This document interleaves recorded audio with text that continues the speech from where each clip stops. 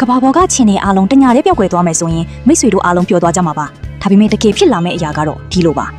ချင်းတွေဟာအစာရဲ့အဓိကအရင်းမြစ်ပါချင်းလောင်းလေးတွေဟာငါးတွေအတွက်အစာဖြစ်ပြီးချင်းကောင်ကြီးတွေကတော့ငှက်တွေလင်းတို့တွေဖားတွေပင့်ကူတွေနဲ့တွားတွားတတ္တဝါတွေရဲ့အစာဖြစ်ပါတယ်တကယ်လို့ချင်းတွေကိုဖယ်ရှားလိုက်မယ်ဆိုရင်အထူးသဖြင့်စိတ်ဆိုးတဲ့မြေနဲ့အာတိဒေသတွေမှာတတ္တဝါအများကြီးရဲ့အဓိကအစာအုပ်စုတစ်ခုကိုဆုံးရှုံးသွားပါလိမ့်မယ်အဲ့ဒီနောက်စိတ်တွေချအောင်လို့လိုက်ကြည့်ပါမယ်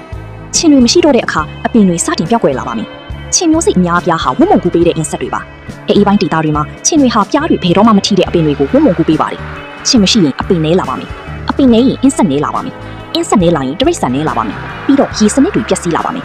ချင်းလောင်းတွေဟာအင်းအိုင်တွေစမ်းချောင်းတွေကအော်ဂဲနစ်အမိုက်တွေကိုစစ်ထုတ်ပေးပါတယ်အာဟာရဓာတ်တွေကိုလည်းပြန်လည်အသုံးပြုပေးပါတယ်ရင်းနှီးတွေကိုလည်းထိန်းချုပ်ပေးပါတယ်ချင်းတွေမရှိရင်ရင်းနှီးတွေကပေါက်ကွဲသလိုမျက်နှာပြင်အနှံ့ပြန့်နှံ့သွားပါလိမ့်မယ်ပြီးရင်အောက်ဆီဂျင်ပါပျောက်ဆုံးသွားပါလိမ့်မယ်အဲ့နောက်မှာငါးတွေတည်ချကြပါလိမ့်မယ်ချင်းတွေဟာယောဂပြန့်နှံ့စီတာတော့မှန်ပါတယ်လူတွေအတွက်တော့စိတ်အနှောက်အယှက်ဖြစ်စရာတွေပါဒါပေမဲ့မိတ်ဆွေတို့တစ်ခါမှမစင်စားမိပဲချင်းတောင်ပေါင်းများစွာကိုတပ်ဖြတ်ခဲ့ပူပါလိမ့်မယ်ဒီချင်းအားလုံးကိုရှင်းထုတ်ပစ်လိုက်တာဟာအန်တီယေကိုဖယ်ရှားလိုက်တာမဟုတ်ပါဘူးအဲ့ဒါဟာဟန်ချက်ညီမှုကိုဖယ်ရှားလိုက်တာပါ